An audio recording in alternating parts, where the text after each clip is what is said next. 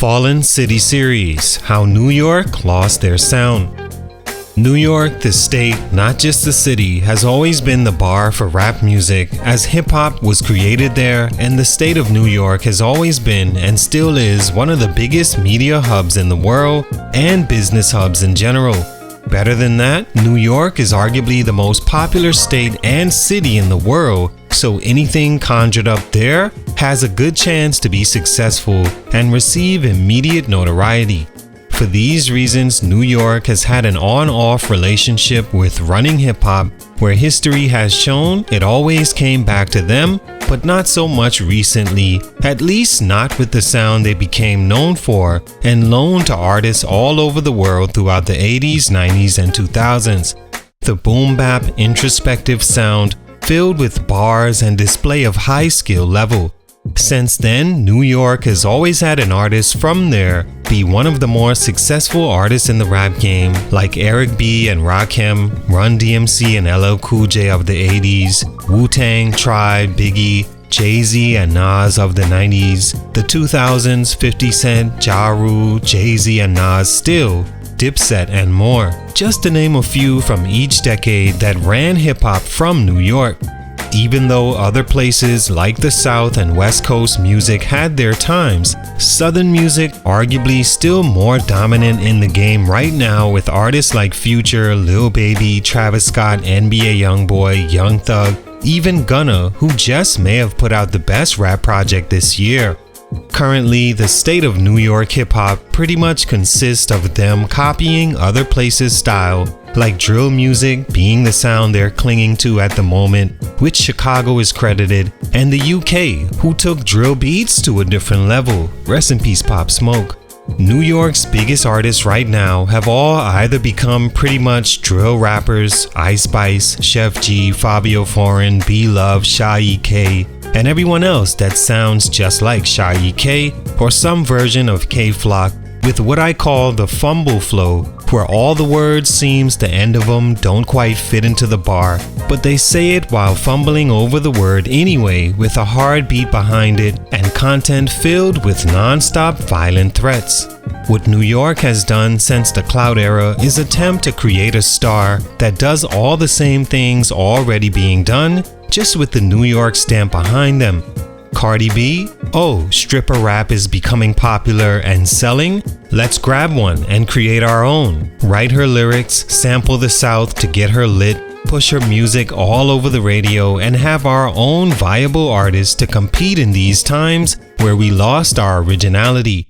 New York has always been about not biting someone else's style and trying to be different, even if commercially it hurt them. For these reasons, it seems New York as a state, city, and let's include the tri-state also, has fallen, and who knows when they'll be back to running hip-hop again. What happened? Let's talk about it. It's your boy JC, Stunted Growth Music. Let's get it, man. Take a minute to like, subscribe, and comment on who I should do next. New York hip-hop is deep and full of history that can go on for hours when speaking about hip-hop culture. It all started there as a form of black and brown people expressing themselves in one of the only creative ways afforded to them. By the late 80s, New York hip-hop evolved into placing more emphasis on lyrical skill and rhyme patterns that were more personal and original as possible. It also became more socially conscious, receiving the message from Grandmaster Flash and the Furious Five and running with it through Public Enemy and throughout the early 90s with Tribe Called Quest, De La Soul, Native Tongues, and more. Notable artists began to emerge in the early 90s like Nas, Notorious B.I.G., Wu-Tang, Mobb Deep, and Onyx, ringing in the hardcore era of rap, right before mafioso rap had its run with Jay-Z, Biggie, Raekwon, Ghostface, and AZ. New York's Sean Combs and Bad Boy Records changed the game in the mid to late 90s with Billboard rap geared towards shine, chart-topping hit songs that were marketable on a stage able to compete with pop music. Then, in the early 2000s, gangsta rap in New York made its way to the forefront again, mixed with what they learned from the Billboard era, mixing the two to make hits. Artists like 50 Cent, Ja Rule, again Jay-Z and Nas, Dipset, Fabulous, and more, right before the South took the reins with snap music and ringtone rap, and again in the 2010s with what New York has always struggled with, melody and catchy hooks repetitive enough to be sung along to by anyone. The New York sound and stronghold on the game faded over time into them not having real representation true to what it's been famous for. Stunt number 1, what's beef? Competition has always been a part of hip-hop and became all too real in the mid-90s with the death of Tupac and Biggie, but was always one side versus the other until New York began beefing with itself in the early 2000s. Jay-Z and Nas's back and forth started the divide, then 50 Cent came and opened the gap even more in New York, as he was one of the biggest artists the world has ever seen when he came out. New York had to pick a side between he and Ja Rule, and while they were doing that, the South crept in right under their noses and other coasts followed right behind. It even opened the door for artists outside the country to forge a path, with New York too busy feuding with itself. That's when New York fell, and with Southern artists showing working together and outworking everyone else can lead to success, things were never the same. They continued that work ethic from Lil Wayne to Future, Young Thug down to NBA Youngboy in their insane output. With hip-hop going pop by the 2010s, New York's boom-bap, lyrical sound felt misplaced and underdone right in the mix of hip-hop becoming more of a melodic vibe with club-friendly songs. Lyrics had gone from conscious and mafioso to attacking other MCs personally, becoming too hardcore, believe it or not, for the radio, and New York suffered because they didn't understand how to play along with the melodies. Stunt number 2, the lost era. A huge reason New York's sound seemed to disappear and not evolve from the mid-2000s into the 2010s was because after their artists from the 90s and 2000s became elder statesmen in the game, beginning to be past the age they were the inspiration for cool, like Jay-Z, 50 Cent, Nas, and Bad Boy, they didn't have strong representation in the artists that followed that era and were supposed to carry the torch for New York. Artists like Joel Santana, Stack Bundles, Max B, Chinx Drugs, Papoose, J.R. Writer, Saigon, Mano, Jim Jones, even Fabulous, and the list goes on, of rappers right after the Jays and Nas's that for whatever reason weren't able to succeed their predecessors due to their untimely demise, lengthy prison sentences, or didn't have the work ethic, skill, or leadership to create their own path, separate from needing a Jay-Z and Rockefeller Records or big-name artists to take them under their wings. Fabulous, for one, was supposed to be like the 2010s Jay-Z.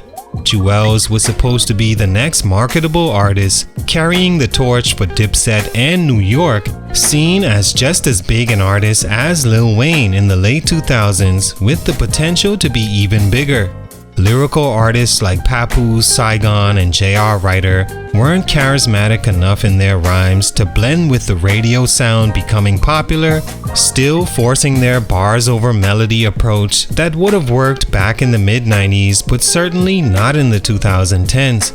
Then, when that era became older than what's hip, New York completely lost its face, beginning to wear whatever was popular. Stunt number 3, sounding like everyone else. In what seems like a last-ditch effort, New York just conformed and conceded to losing their grips on the game and saw the only way to continue being relevant was to do what everyone else were doing, and their sound continued to dissolve and be forgotten. Credit to guys like Joey Badass, Dave East, even A$AP Rocky for attempting to keep their threads in the fabric sewn in hip-hop of the newer generation, but the influence of Chief Keef and Lil Wayne along with Waka Flocka and the South were too much and too strong to not see that as an avenue to try.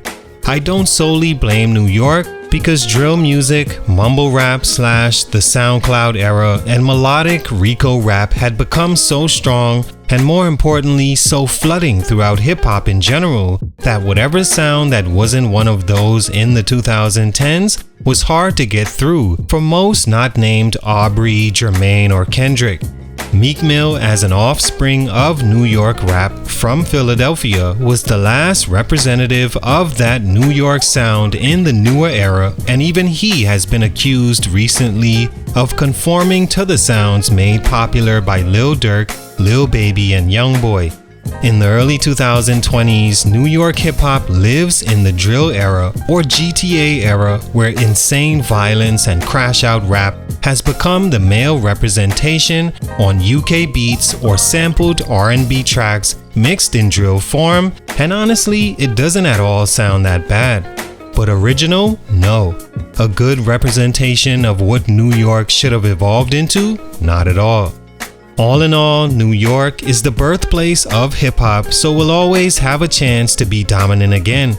Will that ever happen? Well, it's been their longest drought of all time, almost 20 years since Nas and Jay-Z were dictating the game, and the way they're going, it's not looking too good for at least originality to be back in the Mecca.